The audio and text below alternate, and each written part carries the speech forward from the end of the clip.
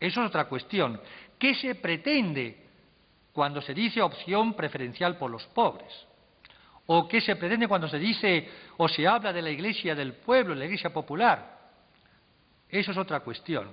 Lo que yo digo, que el hecho de señalar situaciones de injusticia, eso es cierto.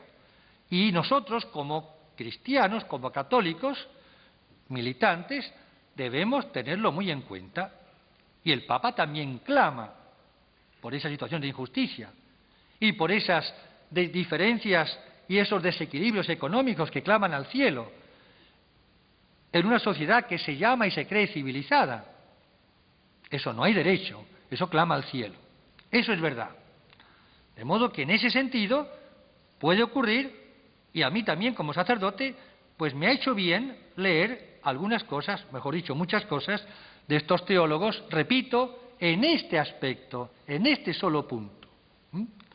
Lo que sí que tengo que añadir enseguida, amados hermanos, es que esta predilección u opción preferencial por los pobres, esta sensibilidad por situaciones de injusticia, de vida infrahumana, tenemos que encararlas y tenemos que comprenderlas y que tratar de solucionarlas no con el espíritu y el estilo de estos teólogos, eso no, y verán enseguida por qué, sino con el estilo de los santos, que tanto y mucho más que estos teólogos se han preocupado de los pobres desde siempre, como la Santa Madre Iglesia.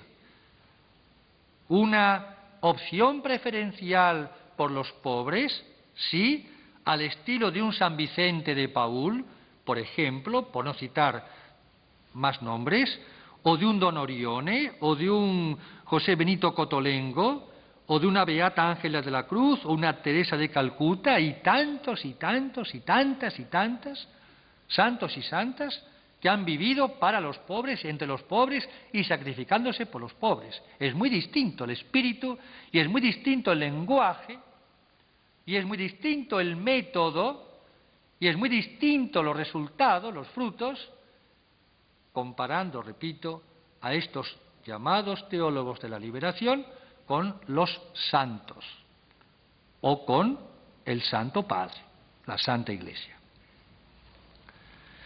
Nosotros no podemos aceptar ya de antemano ni los principios, ni la inspiración, ni las raíces, ni los métodos, ni las implicaciones, ni los riesgos, ni los resultados de esta o estas teologías de la liberación.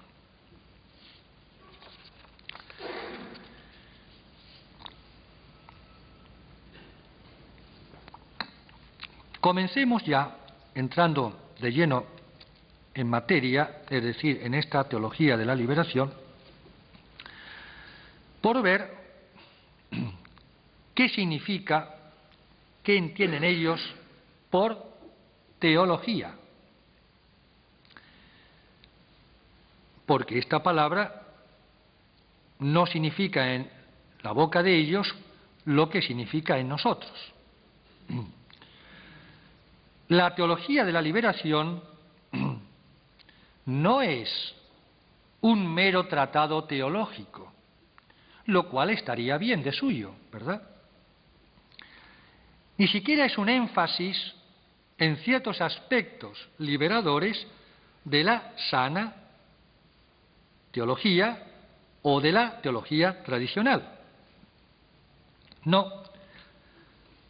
Esta nueva teología, según ellos, es una reinterpretación global de todo el cristianismo, de todo el Evangelio, en base a categorías sociopolíticas.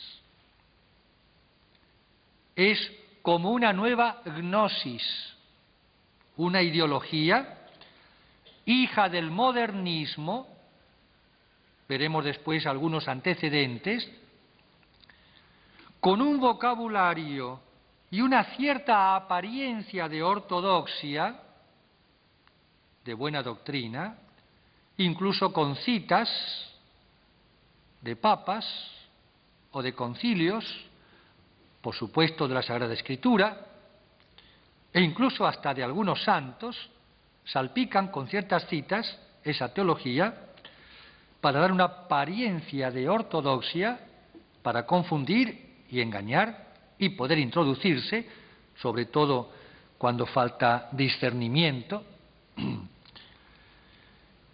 Sus teólogos se cuidan bastante, se cuidan, entre comillas, para no manifestarse tal como son, lo que ellos piensan en el fondo, de la manera que no parece a primera vista tan grave, tan alarmante, tan peligrosa dicha teología. Es una extraña mezcla de medias verdades aptas, repito, para seducir, para engañar a los incautos, los ignorantes y sobre todo, diría, a los resentidos, socialmente hablando. Es una teología empírica, puesto que sus categorías son sociopolíticas. Es decir, digámoslo de una vez, amados hermanos, no es propiamente hablando una teología. La teología es la ciencia de Dios. La teología es ver las cosas a la luz de la revelación divina. Ver las cosas e interpretarlas como las interpreta el mismo Dios. A través, claro está, de la Santa Iglesia, infalible, con su autoridad, con su magisterio, su tradición, revelación que, como sabemos, por la fe, está depositada en la Sagrada Escritura, palabra de Dios, y en la tradición oral, los santos padres de la Iglesia. Ellos no encaran así, no elaboran así de ninguna manera, para nada, todo lo contrario, su nueva teología. Y cuando la Iglesia, el Papa, los reprende, justamente, el caso, por ejemplo, de Leonardo Boff, que el Papa le manda callar durante un año, guardar silencio, y no enseñar ni escribir públicamente, estos teólogos dicen, ya se suponía de antemano, que el Papa, la Iglesia, no los comprende, no los entiende, que no han entendido lo que ellos querían decir, que Roma no los entiende. Ellos son víctimas de la incomprensión y de la opresión o represión romana. Al mismo tiempo, esta teología se presenta con, diríamos, la etiqueta o el rótulo de latinoamericana, que no deja de encerrar, diríamos, un cierto gustillo a vanidad en el sentido de originalidad, como diciendo, esta teología la hemos inventado y fabricado nosotros los latinoamericanos. No tenemos que recibir de Europa todo, es una cosa nuestra, personal, diríamos, hasta, diría yo, con un cierto aire como de nacionalismo, que claro, la hace todavía incluso de alguna manera más atractiva, repito, aunque no sea más que para fomentar un poco la vanidad latinoamericana, una cosa nuestra, original. Tenemos el mérito de haberla inventado nosotros, lo cual no es cierto. Pero aunque así fuese, si fuese ortodoxa, pues estaría muy bien, sería un honor. Se nota enseguida en esta teología, en grandes líneas, porque yo naturalmente tengo que sintetizar, resumir, porque este tema llevaría para muchas horas, se nota, por ejemplo, un espíritu de crítica sistemática y un menosprecio, y a veces parece como hasta un odio mal disimulado, por momentos, a Roma.